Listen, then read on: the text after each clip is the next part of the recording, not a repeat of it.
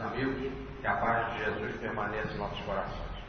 Então hoje nós vamos falar sobre a missão dos apóstolos, o poder que foi concedido a eles, a mensagem da pobreza ou da simplicidade, a pregação que eles deviam de fazer e qual foram as instruções por Jesus, dadas por Jesus, para que eles fizessem essa empresa da evangelização. Esse texto nós temos em Mateus, Marcos e Lucas. Todos são complementares e nós vamos trabalhar esse complemento. Talvez o mais amplo de todos venha a ser Marcos, que diz assim, Marcos no capítulo 10, versículo 1, de 5 a 15. Tendo reunido ou convocado os 12 discípulos não apóstolos, Jesus lhes deu autoridade sobre os demônios, a fim de que os expulsassem e o de curar todas as doenças e enfermidades. Enviou esses 12 depois de lhes haver dado as instruções seguintes: não procureis o caminho dos gentios e nem entreis nas cidades dos samaritanos, e diante em busca das ovelhas perdidas da casa de Israel. Ide e pregai como arautos, dizendo: o reino dos céus está próximo. Curai os enfermos, erguei os mortos, purificai os leprosos, expulsai os demônios, dai de graça o que de graça recebeste. Não adquiris nem ouro, nem prata, nem cobre nos vossos cintos, nem alforje para viagem, nem duas túnicas, nem sandálias, nem cajado, porque o trabalhador merece o alimento.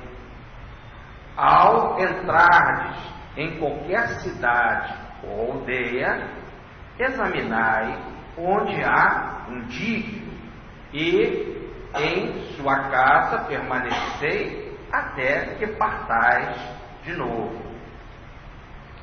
Ao permaneceres na casa, saudai-a, dizendo: que a paz esteja nessa casa. Se a casa for digna disso, vossa paz descerá sobre ela, e, se não for, a vossa paz voltará para vós. Quando alguém não vos quiser receber e não vos escutar as palavras, ao sairdes da casa ou da cidade onde tal se deu, sacudi a poeira dos vossos pés. Em verdade vos digo, no dia do juízo, menos tolerância haverá com a terra de Sodoma e Gomorra do que com essa cidade. Eu já fiz a leitura desse texto, já fazendo a devida tradução num texto mais fiel ao original grego, que nós pesquisamos e escrevemos do lado as palavrinhas. Então, conforme eu já fui lendo para vocês, eu já fui colocando, podemos dizer assim, a tradução mais compatível.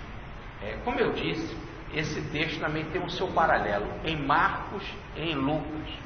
Podemos até dizer que para um estudo profundo sobre esse trabalho de evangelização, nós não podemos ficar à mercê de um só. Precisamos unir todos eles, pensar devagarinho como é que tem que ser o trabalho do evangelizador, qual é a missão, então, do evangelizador, a sua tarefa e como ele deve fazê-la, e pensar direitinho, assim, unindo os três. Eu vou inicialmente me basear em Marcos, em Mateus, fazendo uma visão geral. Depois a gente entra nas minúcias do texto. Acompanhe a anotação que nós fizemos, por exemplo, no texto de Marcos. Inicialmente, Jesus reuniu os 12. Ora se fala discípulos, como é o caso aqui exclusivo de Mateus, mas os outros falam apóstolos. Nós sabemos que a melhor colocação era apóstolos, mas como estava tudo começando, ainda não se tinha no grupo ainda bem essa característica de quem eram os apóstolos, que eram aqueles mais íntimos, os chamados 12, e depois os discípulos, que tiveram mais de 70, e quando Jesus fez a sua chamada ascensão, depois da ressurreição, eram mais de 500 que viram o Mestre voltar aos céus. E no início, e então está muito bem colocado por Mateus, ainda não havia, por exemplo, muito bem isso estruturado, por isso que ele chama de discípulos. Mas agora nós já podemos, baseado nos próprios textos de Marcos e Lucas, já colocar a expressão certa. Jesus convocou os 12. Marcos vai um pouquinho mais além, dizendo que eles tinham de fazer um trabalho de evangelização e que eles iam em dupla, 2 a 2. Mais tarde, Francisco de Assis vai retomar isso no século XIII, e os franciscanos também vão caminhar em dupla. Qual é a vantagem de caminhar em dupla? Primeiro, que forma uma tríade com Jesus, porque nesse trabalho de evangelização ninguém faz nada se não é sob a orientação de Jesus. Jesus é não só o governador do planeta, ele não só é o governador das pessoas, mas antes de tudo daquele grupo especial que ele estava fundando, Ele era a inspiração daquele grupo, e como se em 2 formava primeiro, um ajudava, um colaborava o outro, um colaborava com o outro. Repare que Paulo começa essa sua missão também em dupla, ele e Barnabé. Então isso tinha essa vantagem. A segunda é que formava uma tríade com Jesus, formava um triângulo, podemos dizer assim, de forma de uma grande proteção, de uma grande influência espiritual. O Cristo como grande orientador do projeto e os 2 companheiros. Daí a passagem: quando tiver 2 ou mais pessoas reunidas em meu nome, eu estarei presente. Por que 2 ou mais? Nós vemos até o caso de Paulo de Tarso, que começa a sua missão com 3. Era ele, Barnabé e Marcos, o futuro evangelista Marcos. Muito bem. Então os 12 recebem a missão e tinham de partir em dupla. O que o texto fala? Que Jesus deu para eles poder. O texto aqui em Marcos está autoridade. Em Mateus também, onde eu estou lendo, Mateus fala em autoridade. Marcos também fala em autoridade. Lucas vai falar dos 2, poder e autoridade. Depois nós vamos trabalhar mais isso. Mas por enquanto fiquemos com essa ideia de autoridade. Eles iam evangelizar e tinham autoridade. A autoridade é mais do que o poder, porque tinha de ter envergadura moral. Para se pensar em autoridade, nós temos que pensar em investidura moral, ética, de elevação espiritual. Bom, esse é um ponto. Então, vamos ficar. Jesus deu para eles essa autoridade. Autoridade para quê? Para com os demônios. Aqui, no caso, no texto, vocês encontram algumas vezes a tradução da palavra espírito impuro. No texto, no original, está daimon, é demônio. Depois, já nós vamos trabalhar mais o que é essa ideia. Por enquanto, vale dizer que demônio, na visão espírita, é espírito desencarnado atrasado. Essa é a nossa visão. Já nós vamos explicar com mais detalhe. Então Jesus deu autoridade para eles sobre os demônios, para que eles expulsassem. E na nossa visão, na palavra espírita, para expulsar é fazer a desobsessão. Muito bem. Outra coisa, deu para eles a autoridade para curar todas as doenças e enfermidades. O texto de Mateus fala em doenças e enfermidades. A doença é aquilo que nós entendemos de doença, é aquilo que é extremamente grave, que quase sempre marca por um período muito longo ou a vida toda. Marca por um período muito longo ou a vida toda. A palavra enfermidade no grego está a ideia daquelas doenças rápidas, passageiras, como por exemplo, você está com uma dor de cabeça, está com problema de TPM, você está com uma febre. Então são aquelas que não deixam de ser situações desagradáveis, mas são consideradas mais passageiras. Eles tinham então autoridade para curar tanto aquelas doenças graves como as corriqueiras, podemos dizer assim. Um outro ponto: não procureis o caminho dos gentios e nem entreis nas terras dos samaritanos. Então Jesus especifica que para esta primeira missão, repare, por isso essa colocação às vezes de discípulo ou apóstolo, eles estão na primeira missão, e para essa primeira missão não receberam autorização para ir além de Israel. Não vão procurar nem o caminho dos gentios, nem o caminho dos samaritanos. Quem são os gentios? Para os judeus são todos aqueles que não aceitavam o judaísmo. Quem eram os samaritanos? Eram aqueles que só acreditavam na mensagem de Moisés, mais nada. Os samaritanos cultuavam Deus não no templo de Jerusalém, nos muros de Jerusalém. Cultuavam no monte do Gerizim e só aceitavam Moisés. Já os judeus cultuavam Deus no templo em Jerusalém e aceitavam Moisés e os profetas. Nós já fizemos a palestra aqui há 2 semanas, as 2 palestras atrás, sobre os profetas no Antigo Testamento, quando nós falamos dos 46 livros que a Igreja Católica tem por canônicos, e a Igreja Protestante tem no número de 39. Nós trabalhamos isso um tempo atrás aqui. No entanto, os judeus então aceitam isso tudo. Logo, como é uma situação polêmica e eles estão indo na primeira viagem e teriam de polemizar, afinal, como é que Deus tem que ser cultuado no Monte do Gerizim ou no Monte de Jerusalém? Pena que Jesus vai enfrentar quando estiver com a samaritana, porque a samaritana vai indagar sobre esse tema e ele vai dar um esclarecimento, dizendo que Deus é Espírito, não é nem para ser cultuado nos montes, no Monte do Gerizim, nem nos muros de Jerusalém, mas Deus é Espírito, e Espírito deve ser adorado. Repare que precisava se entender o que é Espírito, esta mensagem, e os próprios apóstolos não tinham conhecimento sobre isso. Além do mais, eles iam entrar em situações polêmicas, sendo eles judeus e cultuando Deus no Monte do Gerizim. Logo nessa primeira mensagem haveria, podemos dizer, um confronto, o que poderia trazer, inclusive, uma perseguição já imediata da parte dos judeus, dizendo que eles estavam dando um ensinamento contrário, diferente, que estavam inovando, etc.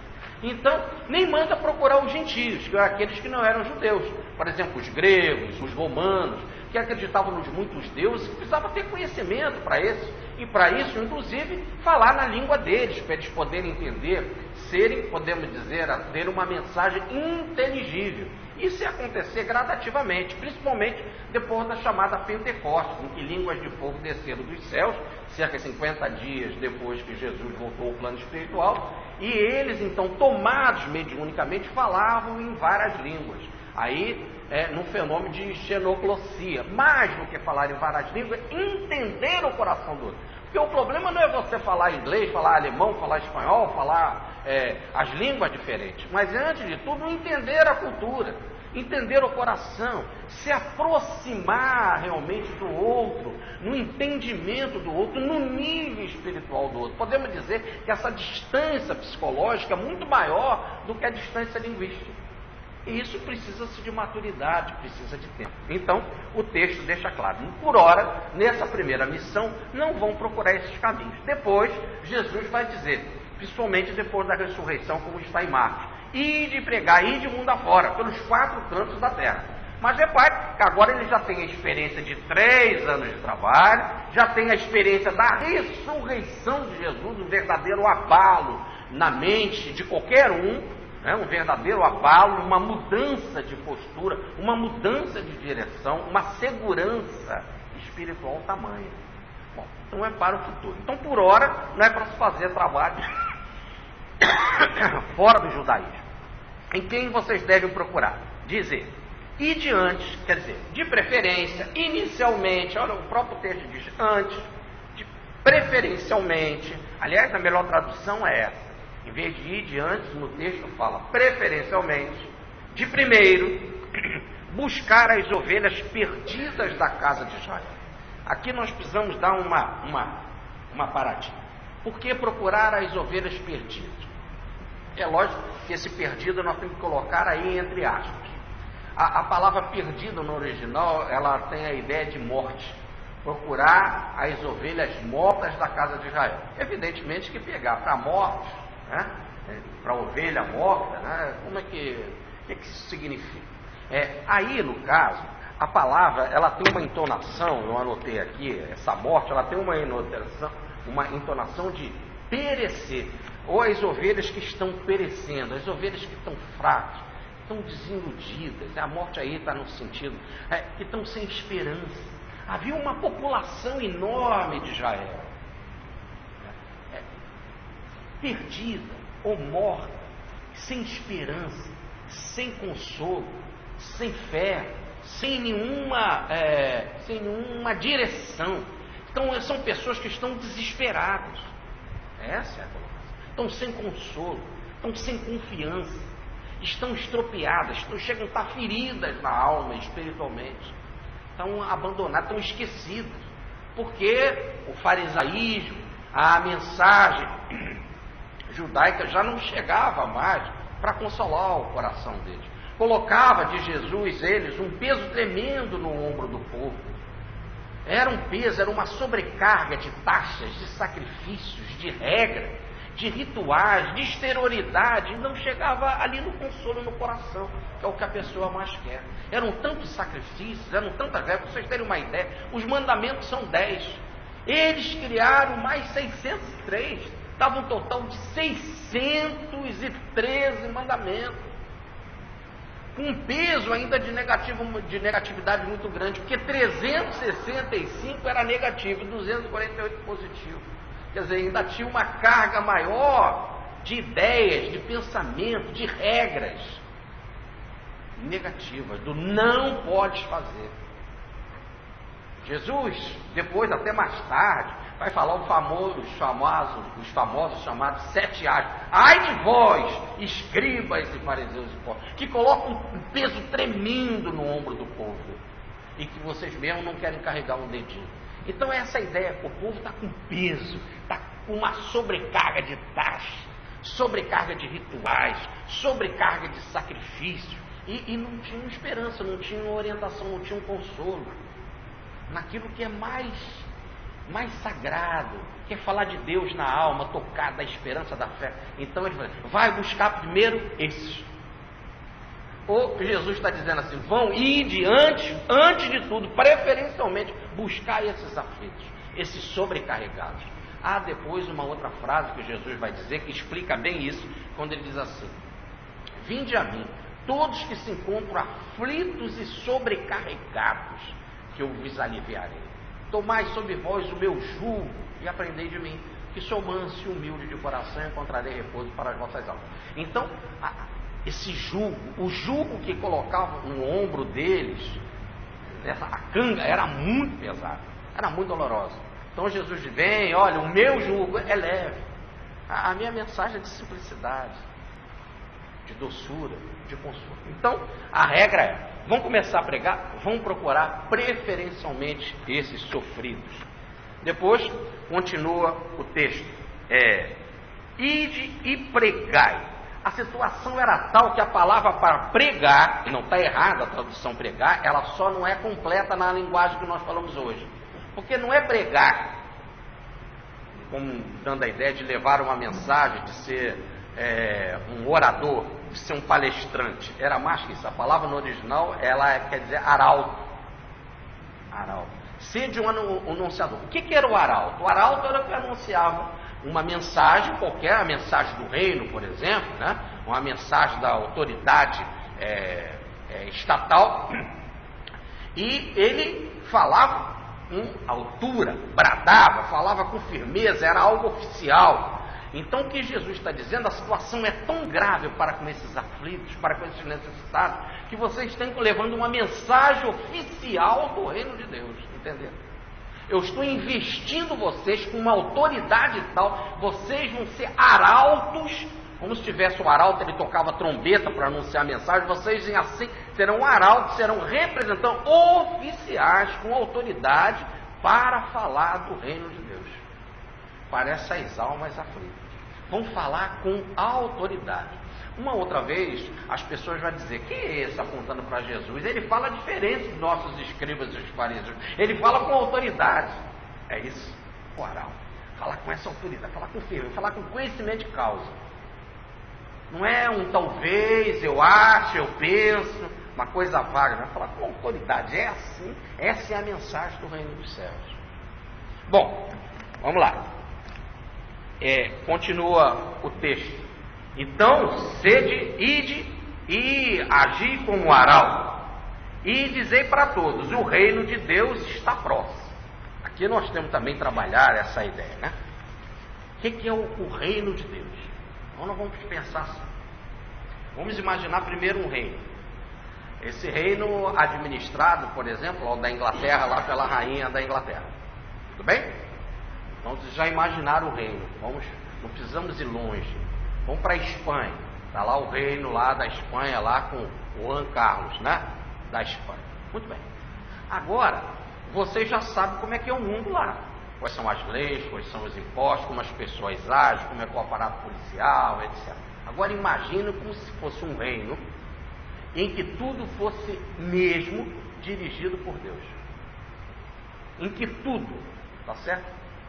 Fosse dirigido por Deus. Então o reino de Deus é um reino, podemos dizer, onde que há harmonia, em que, apesar das funções diferentes, das hierarquias diferentes, das peças diferentes, tudo está harmônico, porque está muito bem coordenado. O coordenador de todo o projeto, de todo o maquinário estatal, é extremamente competente. Então tudo vai muito bem. É o reino de que tudo vai muito bem. Jesus está dizendo que esse reino, então, de paz, de harmonia, de concórdia, e repare que eles estão pregando para os aflitos, para os sobrecarregados, para os angustiosos, para os quase mortos de esperança. Então, diga para eles que esse reino está próximo. A mensagem evangélica, ela não entra muito em detalhes sobre esse reino próximo. Quando Jesus disse: eu vos enviarei um Consolador, e o Consolador vos fará recordar tudo aquilo que eu vos disse, tudo aquilo mesmo, falará de mim e me exaltará. É no Consolador, é na terceira revelação que a gente tem uma maior dimensão do reino de Deus. Naquela época era muito difícil se entender o que era isso, e para se entender que ele estava próximo. Por isso que Jesus falava em parábola. E muitas parábolas começavam assim. Vai falar uma parábola: o reino de Deus é semelhante. Aí vinha uma historinha. Depois vem outra parábola: o reino de Deus é semelhante. Repare que as historinhas são diferentes, mas o tema era mesmo: o reino de Deus. Então Jesus deu mais de 40 parábolas, né? Mais de 40 parábolas para poder explicar o tema o reino de Deus, para vocês verem como era complexo esse entendimento. Agora, então, ele vem e diz assim: o reino de Deus está próximo. E eu disse para vocês que o Espiritismo explica bem isso. Por exemplo, aqui mesmo na obra Os Quatro Evangelhos de Rustem, que nós estamos analisando, ele explica o que seria esse reino de Deus, né? E ele fala de algo muito bonito, quando ele diz que o reino de Deus é toda vez, o reino de Deus é toda vez em que nós temos os instrumentos devidos das virtudes para nos aproximar dele. Toda vez que o homem tem em suas mãos, na sua mente, na sua consciência, as condições necessárias para se aproximar daquele reino. Por exemplo, com Jesus eles tinham. Qual é a mensagem que eles iam levar? Perdão, amor, concórdia, paciência, oração, a vigilância. Então, podemos dizer que todos esses ensinamentos formavam um conjunto em que dava para aquele que estava recebendo a mensagem as condições, se ele pegasse isso e vivesse, de chegar ao reino de Deus. Então ele não está dizendo que o reino de Deus está próximo agora.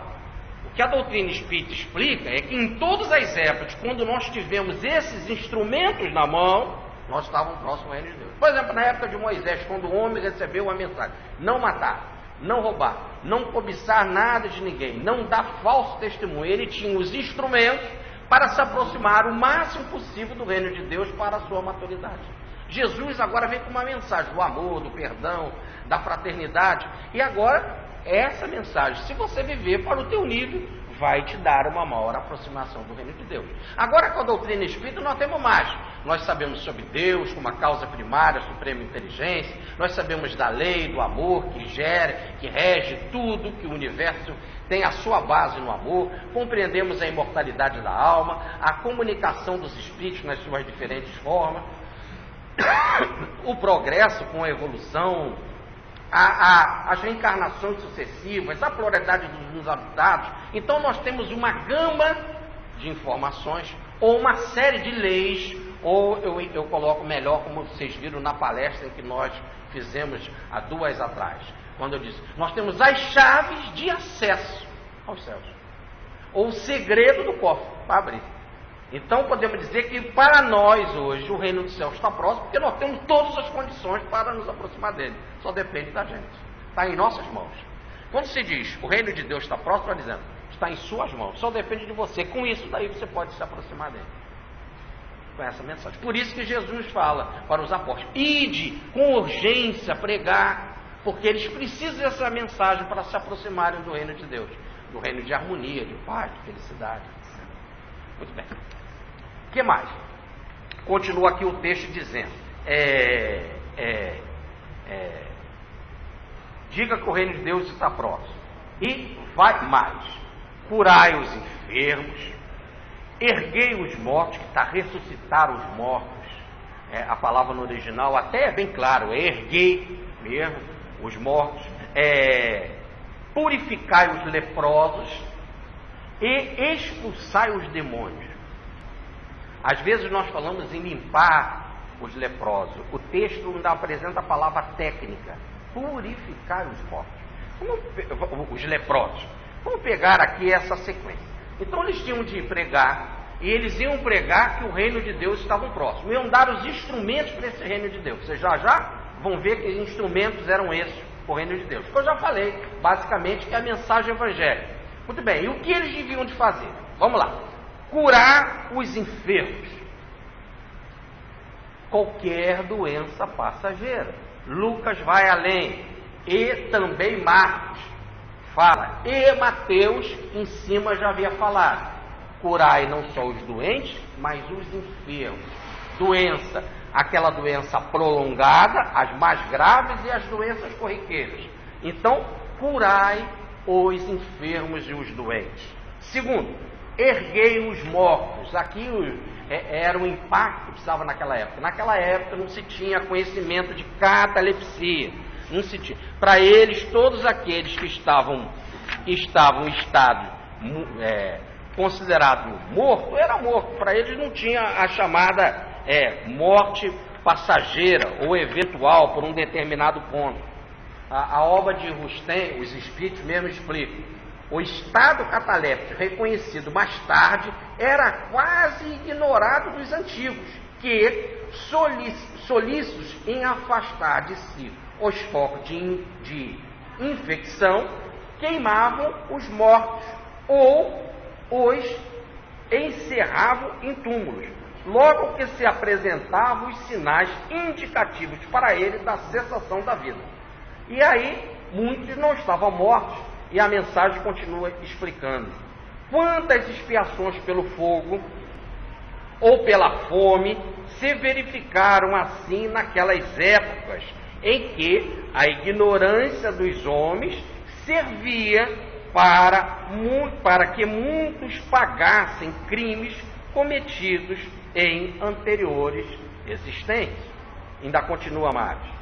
Vimos de dizer que os antigos quase ignoravam o estado cataléptico, porque apenas alguns homens mais adiantados tinham dele noção. Esta era, porém, essa noção vaga, porquanto não a compreendiam, nem científica, nem espiriticamente falando. Não se tinha essa visão. Então o sujeito dava aquela sensação dos seus sentidos, então era considerado morto. Enterrava-se rapidamente ou queimava para se livrar das infecções. O morto era considerado impuro. Lembra que o sacerdote, ele tinha de uma semana antes se preparar e dormia no próprio templo para não ficar contaminado, senão ele não podia realizar os sacrifícios espirituais em época de festa. Então o morto era considerado um foco de contaminação, de impureza. Não se tinha essa ideia, enterrado. E quantos foram enterrados vivos?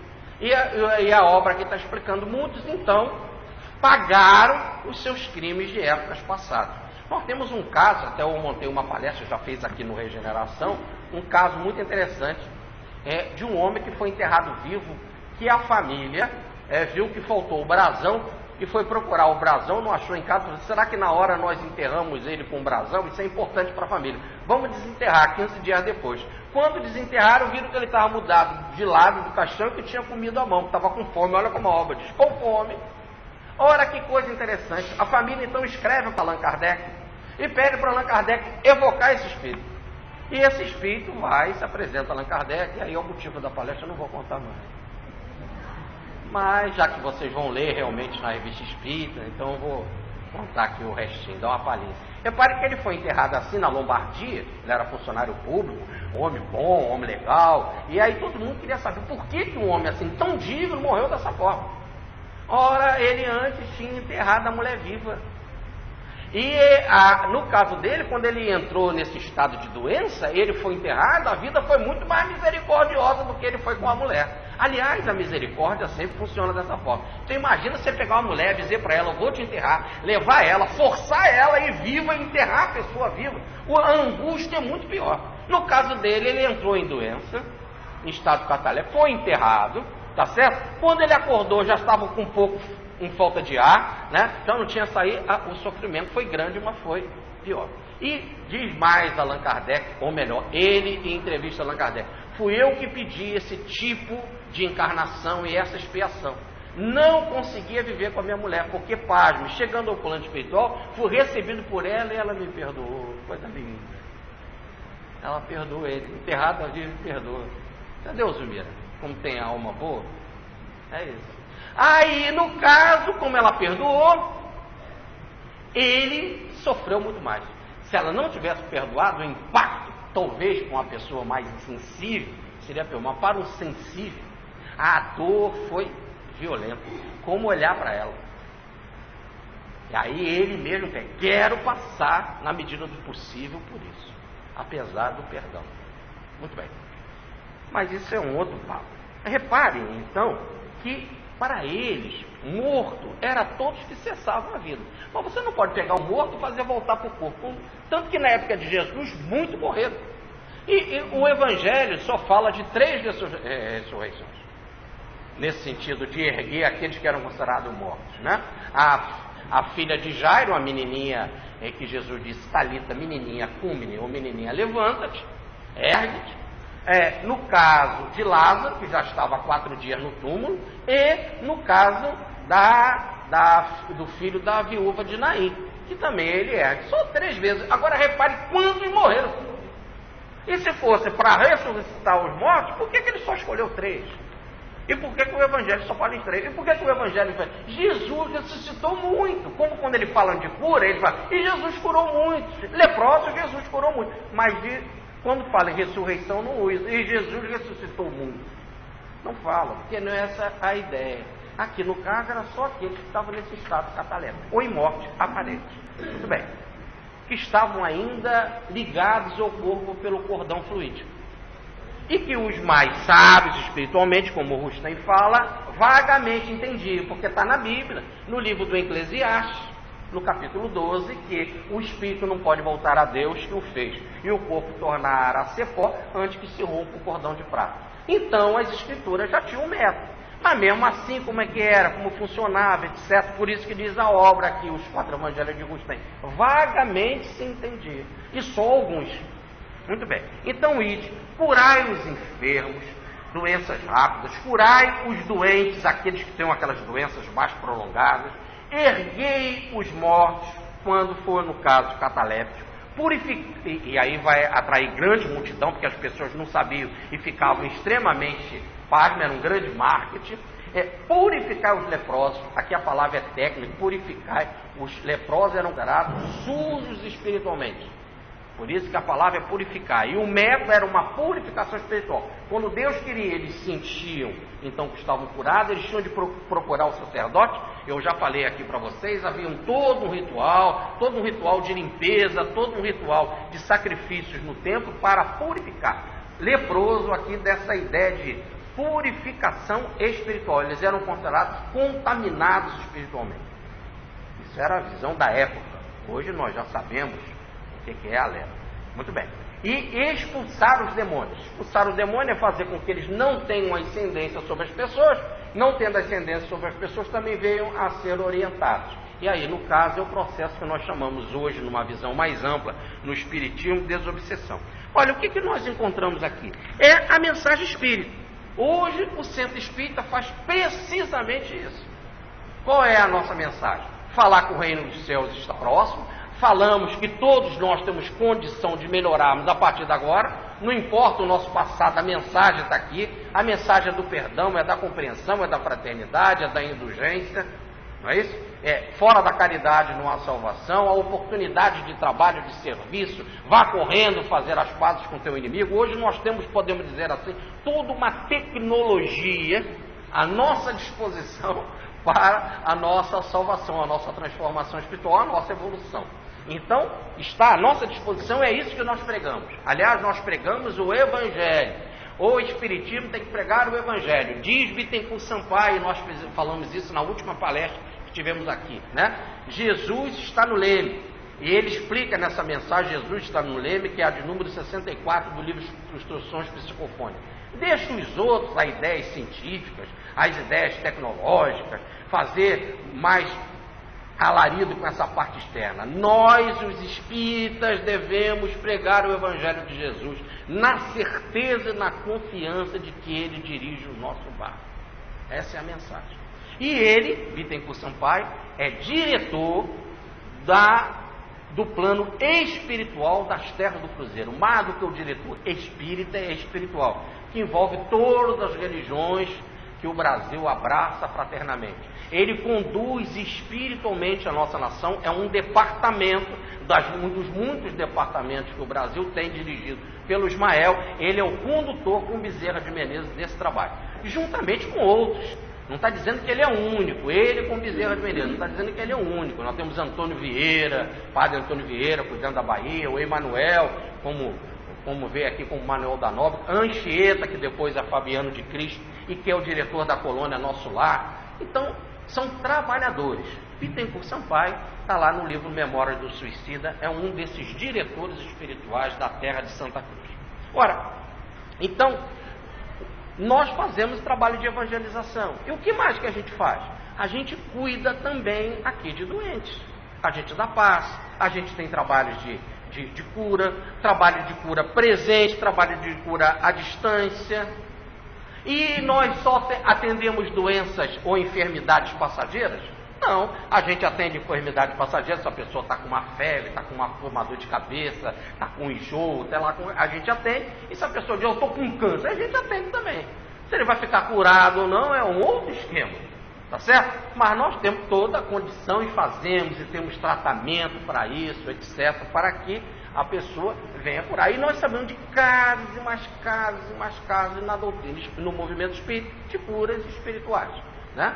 Então fazemos isso, como também a igreja faz, os pastores fazem, volte e meia a gente vê na televisão. E nós não vamos botar aqui que eles são picaretas, hein? Isso aí, todo mundo, picaretas em tudo que é parte, na igreja católica, no espiritismo, no protestantismo, tá certo? Tem muito caso mesmo que o cara cura mesmo. E ele é pastor e é sério como pastor. Nós não podemos generalizar as coisas. Então, mais ainda, e se nós vamos visitar pessoas no hospital, damos passo, oramos, levamos água fluidificada no hospital, e se a pessoa está em coma, podemos, com a nossa oração e com o nosso passo, fazer ela voltar. Bom, E há casos desses no Espiritismo, há casos, acabou. Então fazemos isso também. Tem que voltar à volta. Os casos que voltam.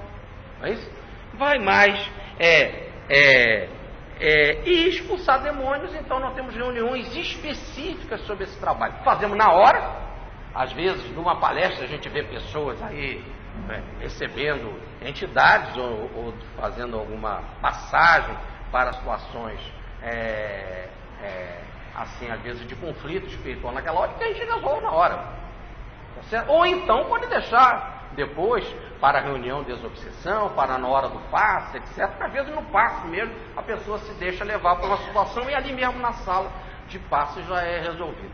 Então, repare que todas essas atividades nós fazemos. E qual é a mais importante de todas e que ele coloca na frente? É a mensagem do Evangelho. Você pode voltar para o corpo e não mudar de vida. Você pode curar da tua doença e não mudar de vida. Você pode curar da sua enfermidade passageira e não mudar. Não é isso? Você pode limpar a lepra e não mudar. E aí vai por aí afora. O que vale mesmo é, antes de tudo, essa é a maior cura, que é a da transformação espiritual. Então, aquele célebre caso, que nós temos na literatura do nosso Chico Xavier, em que uma mãe ficou desesperada porque o filho já tinha perdido uma perna e o médico queria amputar a outra. E então que ela foi lá pedir orientação. O doutor Bezerra mandou dizer: siga o médico e ampute. Mas doutor Bezerra vai ficar sem duas pernas. Corta a outra, porque se ele puder andar com uma perna só, ele vai se matar mais uma vez. Então, quer dizer, nós temos que entender essa visão assim mais ampla, entender o conjunto, que para ele aquela situação física, ou melhor, aquela prisão física é a bênção da oportunidade de aprender a viver e aprender a se suportar e a suportar os seus problemas. Porque antes de tudo nós temos que aprender a nos suportar. Então vem essas situações para isso mesmo. Tudo bem. Então, aqui que Jesus manda: ide e pregai. Qual o objetivo da mensagem? É pregar para os angustiosos a mensagem. E, em contrapartida, a gente já aproveita, já que a pessoa está aflita, e por causa da dor, por causa de uma morte aparente, de uma pessoa está em coma, então a gente aproveita e cura também. Mas não é esse o ponto da evangelização. Tá certo? Não é esse o ponto. A gente aproveita a situação. E aqui nós temos que explicar um pouco mais. Por que é importante curar as pessoas? Por que é importante? Não só para ela viver aqui, viver melhor, etc. Mas é que na visão fora do Evangelho, quando você não tem a visão espiritual na mente, para você a referência é a física, é o mundo físico. A sua referência é a coisa física. E se você está com enfermidade, você está com doença, você tem um parente que está em coma, se você tem um leproso, se você tem um obsidiário, então a situação é emergencial, é o lado externo. Você não quer saber do lado interno. Por que você não quer saber do lado interno? Você não quer saber porque você não tem essas referências. Aí quando você chega com o Evangelho, você diz para a pessoa: o seu parente está em coma, calma, paciência, confie em Deus. Para que eu vou confiar em Deus? Deus deixou ele nessa situação. Eu gosto tanto de Deus e Deus deixa meu parente assim. Você está doente, tem uma paralisia. Não, saiba que você está passando por aquilo que você tem que passar. Mas como? Eu vou lá, faço meus sacrifícios. Eu vou lá, levo os animais no templo a ser sacrificado. E Deus faz isso comigo. Eu não perco uma reunião na sinagoga nos sábados. Tá certo? Então, as pessoas não tinham referência. Então não adianta você chegar pregando, porque não havia, podemos dizer, referências espirituais. Então ele chegava fazendo o contrário, chegava curando. O sujeito era paralítico, ele curava. O sujeito era cego, ele fazia enxergar. Eu não tenho ouro nem prata, mas o que eu tenho eu te dou, em nome de Jesus, levanta. Aí o paralítico andou. Então, isso é um choque. As pessoas não estão vendo. Agora você arrasta as pessoas. Ele tem autoridade, ele tem poder. Agora eu vou ver o que ele tem para me dizer. Aí ele vai dar uma mensagem. Olha, vai perdoar, vai amar os inimigos, isso tudo. Daí a frase de Jesus: vai e não erre mais para não te acontecer coisa pior. Foi o erro que te levou a isso. Então compreenda. você tem que perdoar, você tem que amar os inimigos, não é isso? Antes de levar a tua oferenda no altar, fazer o teu sacrifício, vai correndo, fazer as pazes com ele. Agora então vem a mensagem evangélica, mas parece então que ela fica em segundo plano. Não é, ela é o primeiro plano. Não precisava haver cura, não precisava haver nada. A cura, a expulsão, a limpeza da lepra, isso é segundo plano. Isso é a segunda parte do processo. Vamos dizer que é quase que um marketing. Ao mesmo tempo também é um alívio, é um consolo. Muitos ainda podem muito colaborar e servir e ajudar aqui na encarnação. Muito bem. Então, podemos dizer que essa é a mensagem que nós espíritas divulgamos e é esse trabalho que nós fazemos. Mas, dai de graça o que de graça recebeste. Agora, havia assim, os apóstolos eram médios. A cúpula que trabalhava com ele eram os espíritos superiores. Eles uniam o magnetismo humano deles com o magnetismo espiritual dos espíritos superiores. E os espíritos superiores estavam ligados ao plano maior, a Cristo. Então, havia, podemos dizer, toda uma estrutura espiritual que sustentava o trabalho dos apóstolos. Eles não estavam sozinhos. Magnetismo humano, magnetismo espiritual, sob a supervisão do Cristo. Vão lá realizar esse trabalho. Se a força, então, vinha do plano espiritual, e eles não sabiam como proceder, repare que eles não entendiam de ressurreição dos mortos. Já expliquei. Não entendiam sobre a ressurreição dos mortos, não sabiam que existia catalepsia, não sabiam do estado de coma. Para eles havia uma cessação dos sentidos da vida, então o sujeito estava morto. Ora, de repente eu estendia as mãos e falava em nome de Jesus, a pessoa levantava, quem foi que curou? Foi Jesus. Eu não sei, eu não entendo isso, então quem me deu foi Jesus. É lógico que o processo vinha, o magnetismo humano deles, juntamente com o magnetismo espiritual da equipe, dos espíritos superiores que assistiam eles, e tudo sob a supervisão do mestre. Muito bem, a mesma coisa com relação à lepra. Eles sabiam lá do vírus que gera a lepra, etc., que gera a doença, que tinha de tomar tais e tais remédios. Sabia, você tinha esse conhecimento, você é da agora, do século XX. Então, como que eles curavam? Então, só erguiam a mão e falavam em nome de Jesus. Quem dava uns fluidos diferentes para determinada situação? Para aquele tipo de lepra. Se era lepra, às vezes era só uma mancha na pele, e toda mancha na pele era lepra. Não sabiam distinguir. O sujeito tinha uma manchinha, já era. Então, para fluidos diferentes, quem entendiam era a supervisão espiritual. Eram os espíritos superiores que davam os fluidos diferentes. Então eles não tinham, primeiro, o conhecimento. Segundo, não tinham quais os fluidos que eles iam usar. Quem dava os fluidos eram os espíritos superiores. Ele emprestava o serviço, abençoado serviço de espíritos elevados, que eram os apóstolos. Mas a técnica era a espiritualidade que dava o fluido tal para ser usado em determinada situação e que vinha a cura. A própria mensagem que eles levavam, e que às vezes vinham perguntas, eles tinham de responder na hora, o processo intuitivo, o processo inspirativo vinha do alto, vinha do Cristo, tanto que o Cristo disse, não se preocupe com o que vão falar. Na hora o Espírito Santo, ou melhor, não é nada Espírito Santo com pombinha, nada.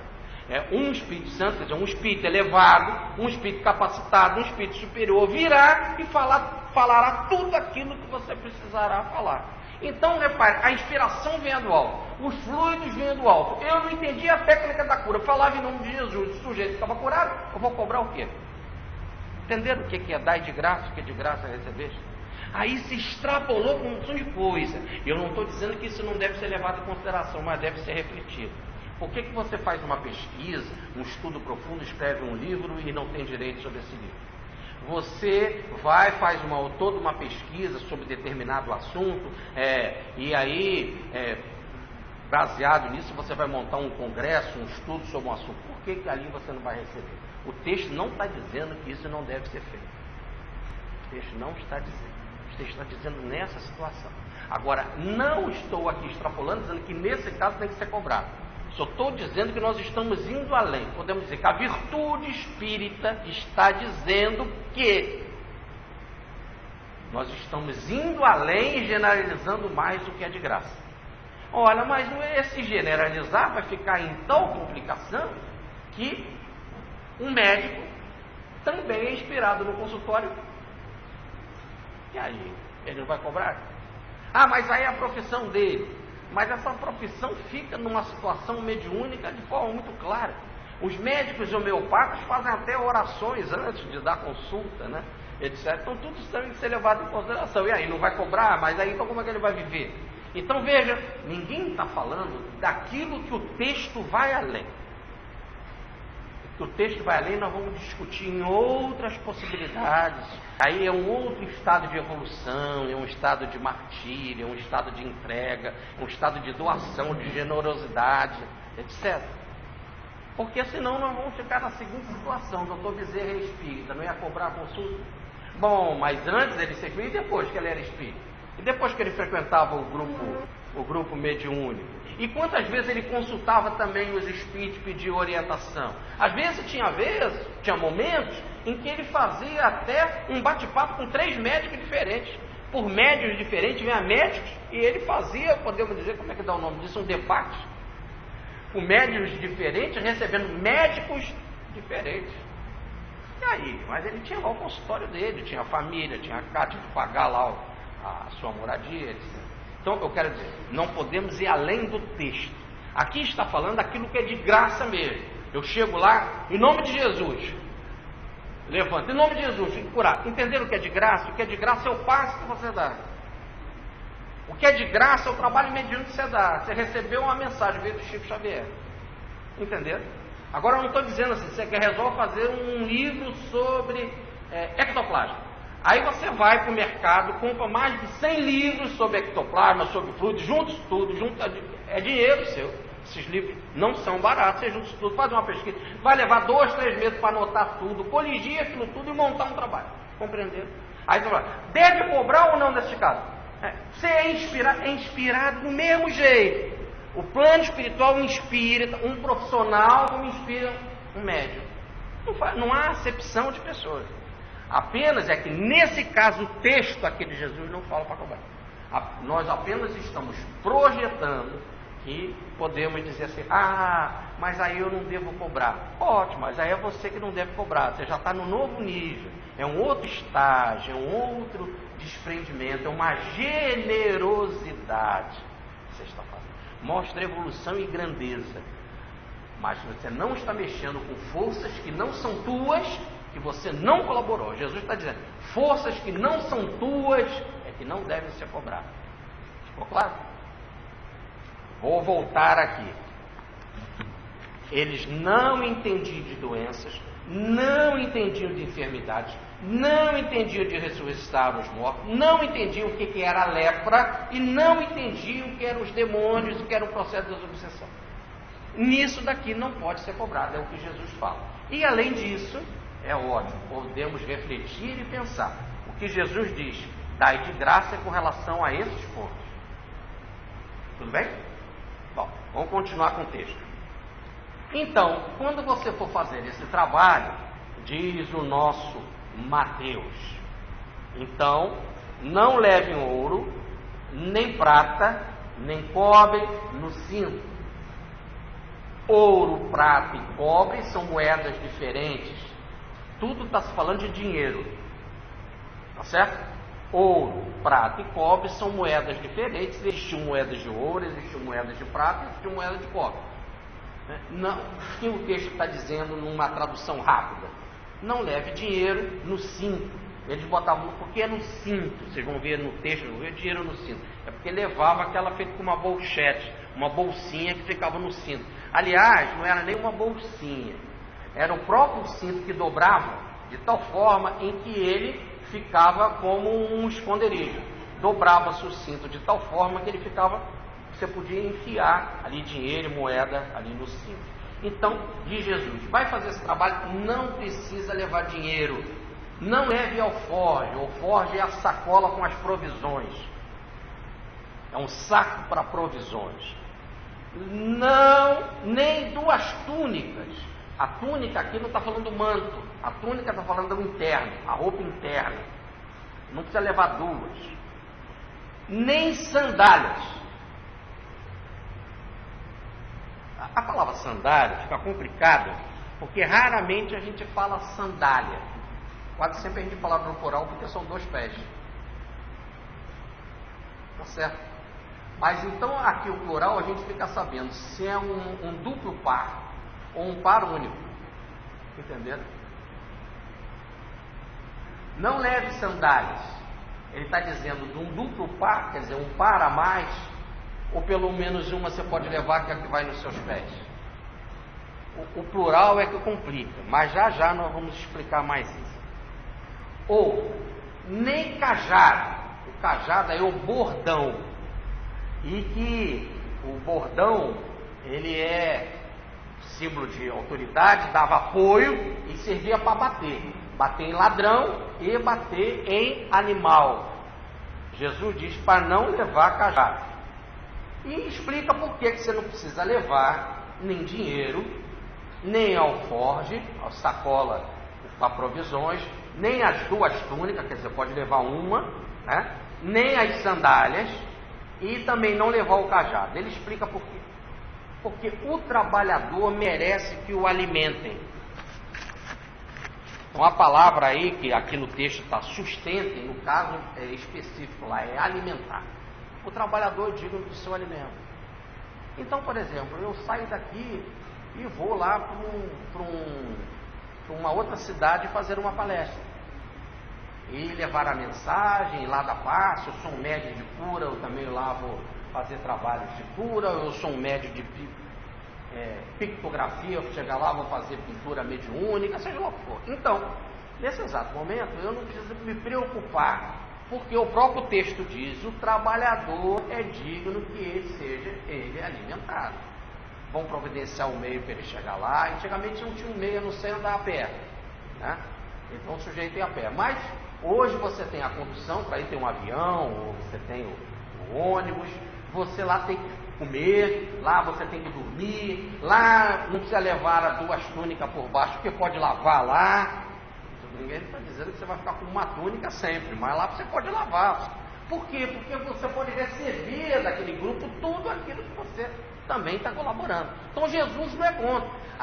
Porque tem orador que vai lá fazer palestra e aí ele pediu a passagem. Mas por que não? Pode, tem direito. Se ele não tiver condição, como é que vai fazer? Porque é muito fácil, o cara liga lá para o sujeito: ô fulano, você pode vir fazer uma palestra aqui? Como fizeram com o nosso querido Gilberto Campista Guarino. Vem falar aqui no Rio Grande do Norte. E o Gilberto marcou que ia falar no Rio Grande do Norte. Chegou na hora, não veio a palestra, a passagem. Ele ligou para lá, para o Rio Grande do Norte. O homem atendeu o pai do homem lá que marcou a palestra, né? Já era um senhor. E ele falou: só pega um ônibus e vem para cá. Ele falou: peraí, meu amigo, eu vou pegar um ônibus para ir. Primeiro que nem vai dar tempo, leva 4 dias o ônibus para chegar aí. Como é que é isso? Aí ele falou assim: isso é muito arrogante. Paulo andava a pé, eu só quero andar de um avião.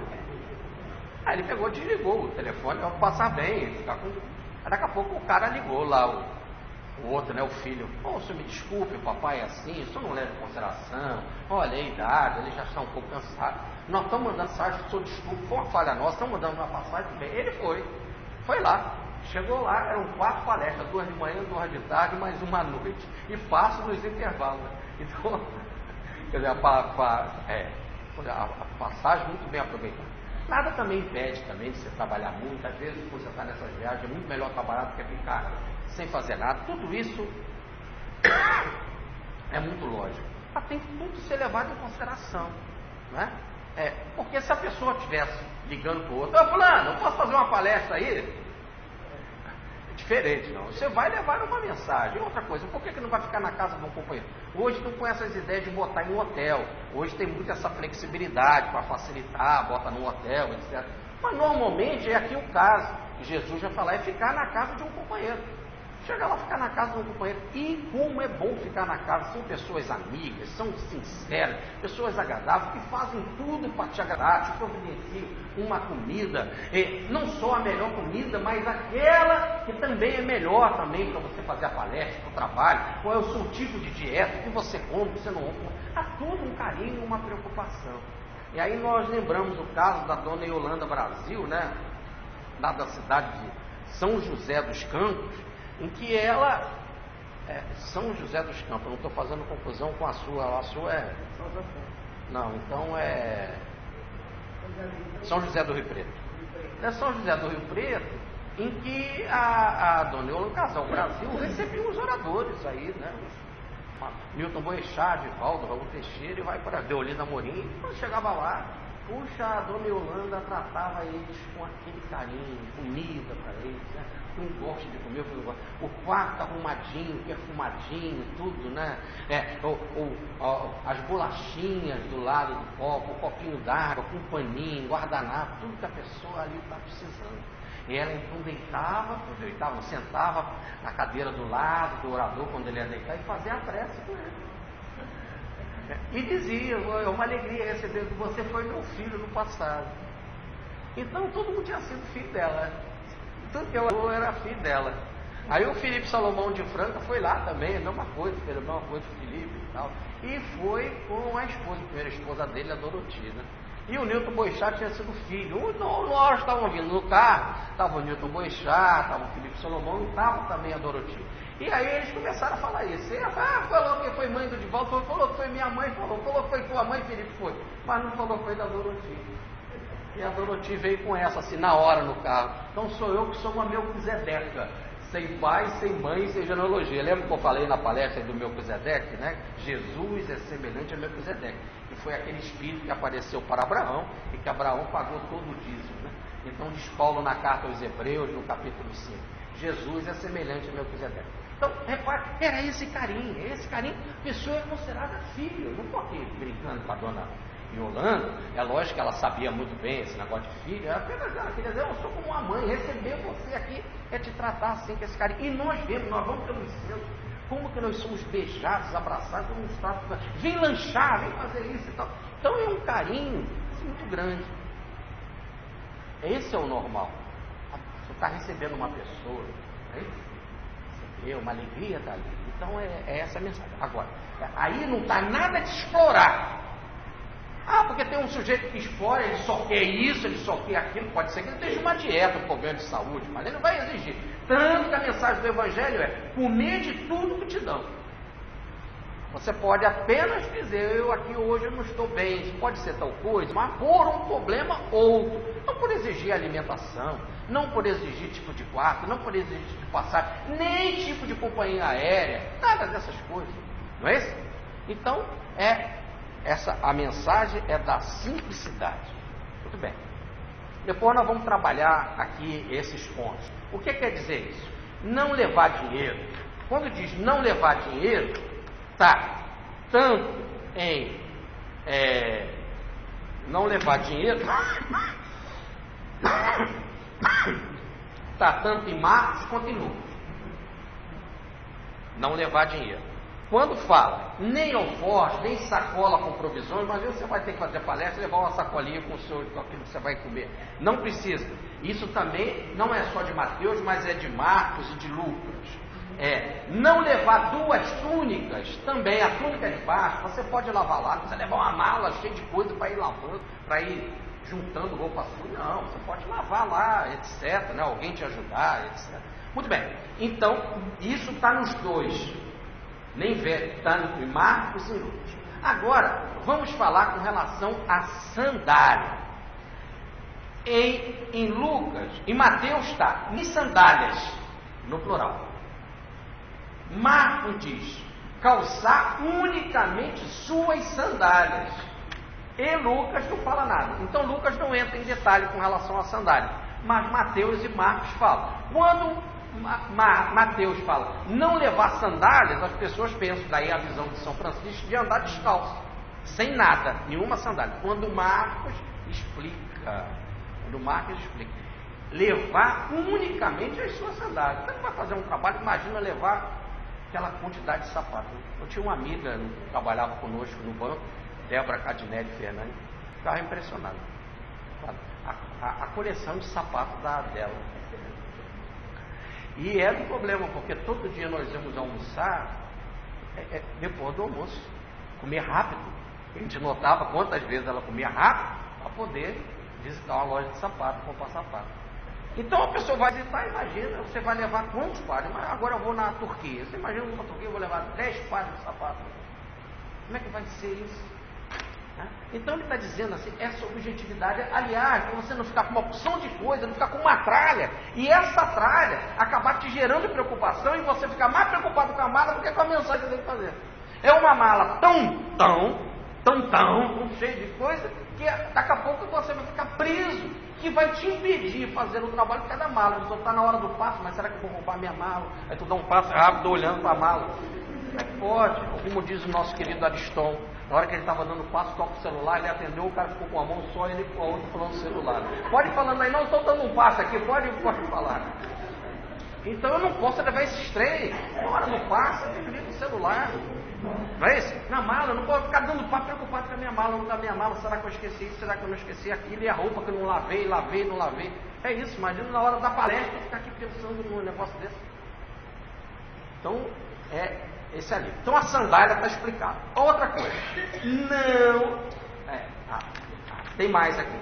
Tem uma coisa que Mateus não fala e que os dois falam, nem pão. Ele vai em detalhe, porque tinha o pão judaico era um pão grande, ainda tinha aquele pão que era sem fermento, em que eles levavam o pão aso para determinados momentos de ritual. Então Jesus também não se preocupem com isso. E isso, pão, só Marcos e Lucas falam, Mateus não fala. Agora vamos com relação ao cajado. O cajado, Lucas fala, Mateus fala, para não levar. Eu já disse que o cajado era aquilo que te dava apoio e que servia para bater nos animais e também, se você fosse assaltado, bater num ladrão. Tá certo? Então, normalmente era para te dar apoio. Segundo, era para bater em animal. Terceiro, era para bater em homens. Mesmo sendo ladrões, eram homens, seres humanos. Jesus diz para não levar. O único que fala para levar é Marcos. Marcos disse com relação ao seu bordão ou cajado, a palavra, mas a melhor tradução é cajado. Mas todos os três falam em bordão. A melhor explicação para a palavra é cajado. Marcos diz, não levar cajado. E aí nós ficamos nesse impasse agora. E aí? É para levar cajado ou não levar? Mateus diz para não levar. Lucas diz para não levar. E Marcos diz para levar. Nós temos que resolver isso, não é isso? E se a gente olha no Evangelho, não tem muita solução. Até se a gente vai buscar no Antigo Testamento, também encontramos lá o teu cajado, na oração, lá o Salmo 23, o teu cajado, né? Me conforta, o teu bordão me dá segurança, tudo bem. Então, até não tem solução nem no Antigo Testamento, pelo menos na minha visão, nos meus estudos. Não encontro nem no Evangelho, nem no Antigo Testamento. Mas Marcos faz essa ressalva que é para levar. E Mateus e Lucas dizem para não levar. Eu acho que Mateus e Lucas estão corretos. Por quê? Que arrogância falar uma besteirada dessa, eu acho. Por isso que é bom ficar no achismo mesmo. Que Mateus e Lucas estão corretos, porque se a ideia é para segurança, você tem a segurança do Cristo. Mas será que não é bom? Se você já tem uma idade, será que o cajado não facilita? Para o joelho, para a perna, aquelas estradas cheias de pedra, de buraco, tudo meio torto. Ah, tudo bem. Então podemos dizer, não, a segurança do plano espiritual, você não precisa do cajado, é uma explicação. Outra coisa, não vai poder nunca bater em animal. E não vai bater em homem nenhum, nem em ladrão. Se o ladrão quiser, dê tudo que você tiver. Como você já não está levando nada mesmo, só que se quiser levar aquilo que você está usando, a sandália que você está usando, a túnica que você está usando, tá certo? Dinheiro você já não está levando mesmo, então não está levando nem pão, não está levando alforje, então o ladrão é só se ele quiser tomar a tua vida. Se ele quiser tomar a tua vida, Jesus diz, dê a vida, porque o que ele não pode é te tomar o espírito, te levar para uma mensagem contrária, abandonar Jesus. É isso? Mas essa até mais é complicado. Mas Marcos diz que pode levar cajado, que deve levar. E eu, hoje de manhã, fiquei pensando nisso. Eu falei assim, eu tenho que falar lá no Regeneração, já estou vendo o Luizinho, presidente do Centro Espírita, vai ficar me olhando, qual a solução, né? Eu fiquei pensando em casa, meditando nesse negócio. E eu tive uma ideia. O Evangelho de Lucas era um grego que era médico, Ele escreveu o Evangelho por pedido de Paulo. Mateus, o próprio Emanuel diz que ele era primo de Jesus, está no livro Paulo Estevão, né? Ele era parente então, de Tiago, de Judas, certo? Filho da irmã de Maria, e com Cleófas. E Mateus, ele ficou na Galiléia. E tem uma passagem do livro Paulo Estevão que Paulo de Tarso vai visitar a Galiléia e visita Mateus lá. Aquele Mateus que escreveu o primeiro evangelho que ele, Paulo, tinha, e que Paulo resolve então visitá-lo. Quero visitar aquele que escreveu aqueles textos, os primeiros que eu recebi. E Mateus vai lá. E é então interessante que nessa época Mateus ainda estava na Galiléia.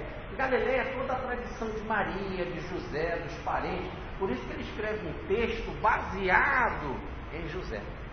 Se vocês notarem, é o sonho de José, os muitos sonhos de José. E quando nós vamos para Lucas, é baseado em Maria. Na conversa que Paulo teve com Maria, como diz Emanuel no livro Paulo Estevão, e que Paulo pediu para Lucas dar prosseguimento, e que Lucas vai lá conversar com Maria, põe as anotações, e que diz que Paulo leu, gostou muito. Então nós temos aqui Marcos que escreveu o menor de todos os textos.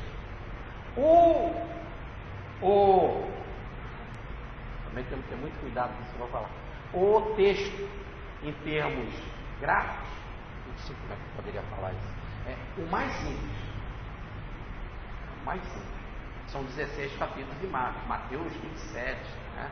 Lucas 20 e tantos capítulos, João 21 capítulos. No caso, Marcos foi o menor de todos. Aparentemente o mais simples. Aparentemente, não está dizendo que é assim. Aparentemente o mais simples. E quem ditou o Evangelho para Marcos? Qual é a tradição espiritual e a tradição dos pais da igreja? O que fala? Marcos, o texto de Marcos era ligado a Pedro. Era Pedro que cuidava de Marcos. E vocês podem pegar o livro Paulo Estevão, vocês vão ver lá a ligação de Marcos com Pedro. Então o Evangelho de Marcos nada mais é do que o Evangelho de Pedro. Todas as bases, todas as referências foram de Pedro. Tá certo? Com essa ideia na cabeça de Pedro, e dizendo que ele poderia levar o cajado, e agora em voga esse negócio de Papa que nós estamos aí vivendo, né? E o Papa com o cajado dele, com o bordão, né? Você vê que ontem o Papa apareceu com o cajado dele lá, até o outro que anunciou também, lá um francês, mesma coisa. Então nessa tradição, nós vamos ver o cajado. E repare então que no Evangelho de Marcos, que nós temos Pedro, é que fala em cajado. Aí eu falei assim, Senhor, me socorre. Aonde eu encontro o negócio de Pedro e cajado?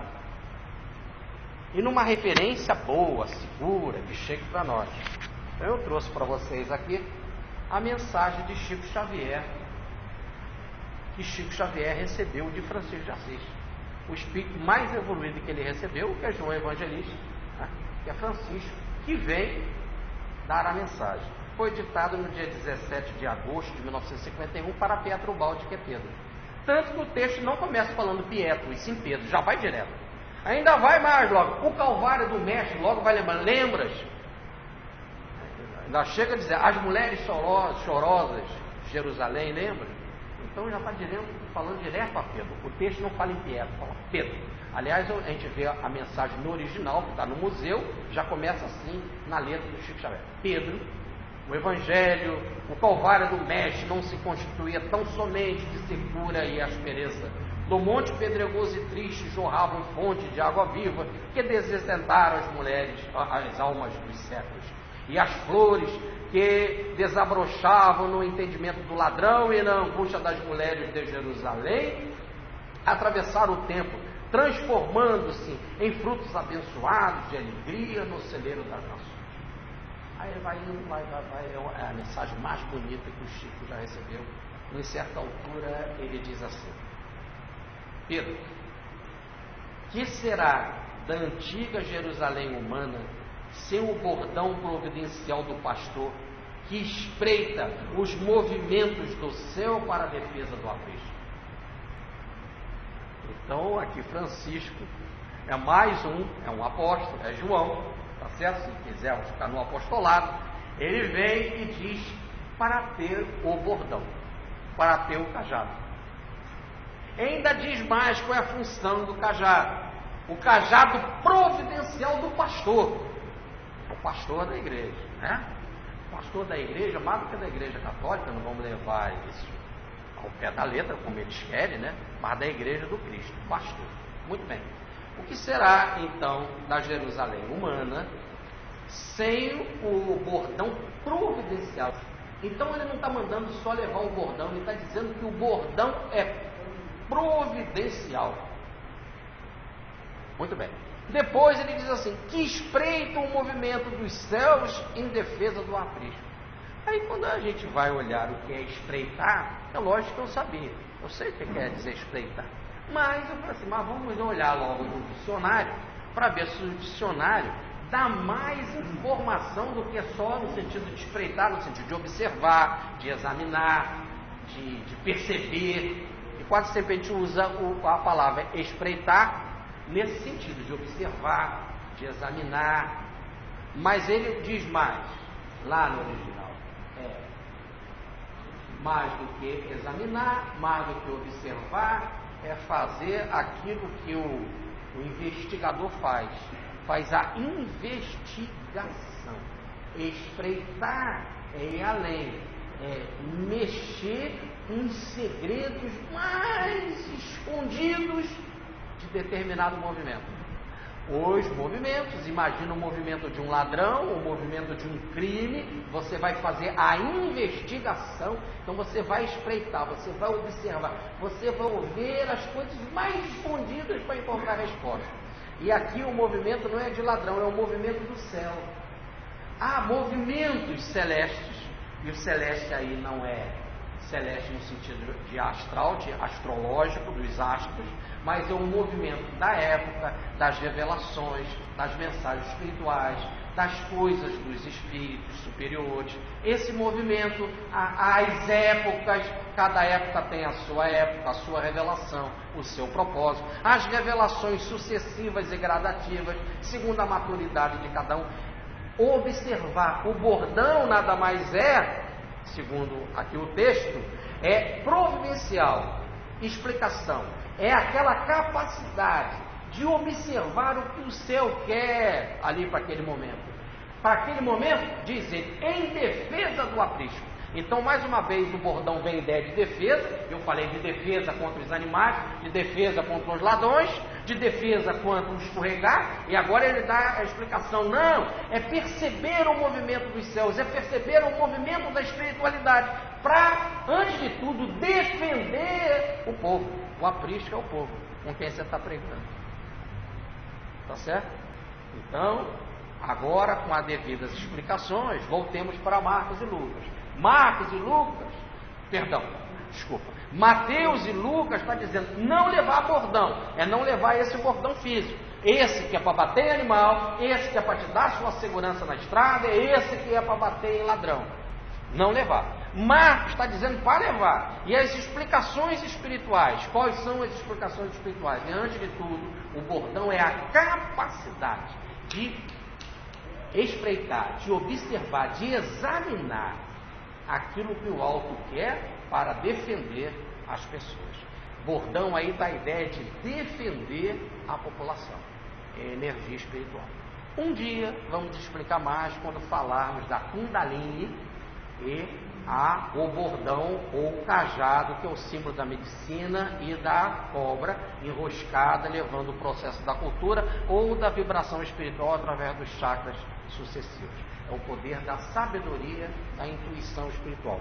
Esse bordão da intuição, porque a intuição é que nos dá a capacidade de entender a vontade dos céus. Esse bordão, a intuição, é a maior garantia que o discípulo ou o apóstolo tem que ter na sua jornada.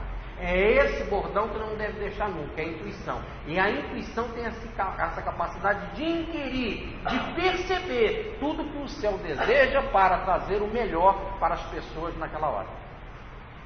Muito bem. Feito isso, continua o texto de Lucas, de Mateus. Assim, diz ele.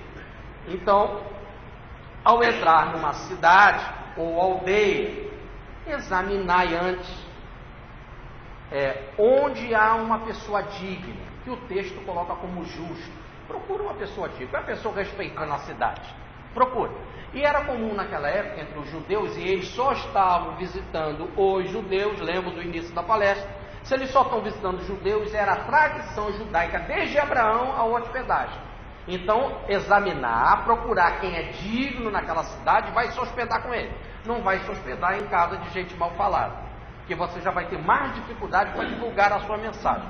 Então procura quem é digno e se hospeda com ele. E outra coisa, fique naquela casa até ir embora. Que tem gente que fica naquela casa, depois um outro gosta de você também, aceita a tua mensagem, a casa dele é melhor, aí você vai morar na casa do outro. Olha, fica aquele negócio, por ele foi para outra casa, tá de quê? Fica como mosca de padaria, sabe? Mosca fica pousando nos doces mais gostosinhos, fica para um lado, fica feio. Você está naquela casa, fica naquela casa, aquela é a melhor. Aliás, aquela é melhor porque você examinou e tem o mais digno. E a melhor casa não é a casa, é a construção, né? A alimentação. A melhor casa é do mais digno. Muito bem. Fica ali até sair. E quando voltar para lá, volta para aquela casa. Um outro ponto. Ao penetrar na casa, ao entrar na casa, dizer: a paz esteja nesta casa. Aqui tem que fazer uma leitura para a palavra casa. Isso é uma tradição judaica falar casa. Ninguém está falando paz para casa, sim para os habitantes da casa. É que lá você tinha essa ideia da casa dos Martins, a casa dos Silves, a casa dos Barros, entendeu? É a família. Antigamente, ninguém morava só hoje, a casa sou eu, Regina e o Pedro. Antigamente morava todo mundo, ninguém saía quando casava, aqueles filhos todos ficavam tudo morando lá. Era um patriarcado enorme, todo mundo morava na mesma casa. Numa casa morava 20, 30, 40 pessoas. Então, vamos chegar numa casa, procura quem é a casa daquele patriarca, aquele que dirige aquela família, que ele seja digno, entra lá e deseja a paz para aquela casa. Não existe nada melhor do que a paz, porque a paz é o resultado do amor. A paz, ela chega depois do amor. Ninguém deseja a paz para depois amar. Não, primeiro você ama, e aí a paz vem como resultado. Então ele está dizendo que a paz é o resultado melhor de todo o processo. Então quando você deseja a paz, você já está desejando que aquela casa, por ser feita por um homem digno, ela já está banhada em amor. Então que a paz, que é o resultado do amor, reine naquela casa. Muito bem, diz mais: se essa casa for digna da paz, porque às vezes o teu exame não possa ser apropriado, né? Tem pessoas, tem lobos vestidos de cordeiro e você pode ser enganado, é isso? Se a paz não for digna, ela vai voltar sobre você. Se a casa for digna, ela vai ficar com a paz. Aí muitos uma vez me perguntaram: mas que negócio é esse? Eu dou a paz. Se a casa for digna, ela vai ficar com a paz. Se não for, volta para mim. Quer dizer, então eu fico sempre sem ela. Se a casa for digna, não, você vai morar lá, né? Se você está morando lá, você deseja a paz, você já está naquela paz. Se eles não quiserem, é porque eles não quiseram. Não quiseram te receber, ou não quiseram te escutar. Receber é ficar hospedado. Te escutar é aceitar a tua mensagem, a tua palavra. Saia da casa. Aí só você vai ficar com a paz. Entendeu? Se eles são dignos, você e eles ficam na paz. Se eles não quiserem, você vai com a paz. Logo a paz já é sua. A paz já é daquele que trabalha no campo do amor. Muito bem, se eles não quiserem, você sai, sacuda a poeira. É um simbolismo, né? Deixa falar, é como poeira do pé, sabe? Sacode assim, ó, deixa falar. Quando limpou o sapato, saiu de uma sujeira. Está dizendo que a vibração não é boa nessas casas que não querem a paz, a vibração não é boa. Dá uma sacudidela. Hoje nós chamamos isso em espiritismo de autopasse. Dá um autopasse, né? Faz uma limpeza, um descarrego astral, faz uma limpeza e caminha, deixa para lá. E mais, diz o texto, isso vai ser testemunho contra aquela cidade, em que eles, na hora do dia do juízo, sofrerão menos tolerância do que Sodoma e Gomorra, do que a cidade de Sodoma e Gomorra. Vamos explicar isso. Olha, eu chego numa casa, levo a mensagem de Jesus, e a casa não quer a mensagem de Jesus, eu saio e sacudo. Ao fazer isso, Não querem, eu me limpo espiritualmente daquele contato vibratório e sigo. Eles vão ficar nessa situação. Ao receber a mensagem de Jesus, e não quiseram. Agora a situação deles vai ser pior do que a Sodoma e Gomorra. Vamos lá para a cidade de Sodoma e Gomorra. A cidade de Sodoma e Gomorra foi da época de Ló. Ló era parente de Abraão. Então Ló vivia, né, ali nessas cidades, nessas duas que são próximas, né? Foi destruído pelo vulcão. E que ele recebe a visita de um anjo. Um anjo, como era um anjo, e a evolução está acoplada à beleza, ele era muito belo. E ele recebe a visita do anjo e hospeda o anjo na sua casa. Quando da cidade de